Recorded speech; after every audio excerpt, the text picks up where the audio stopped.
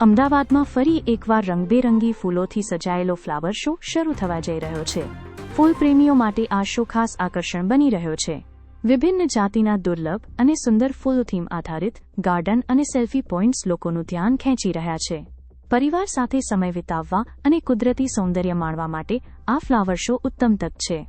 Show જોવા જતા પહેલા સમય ટિકિટ અને નિયમોની સંપૂર્ણ માહિતી જરૂર જાણી લો.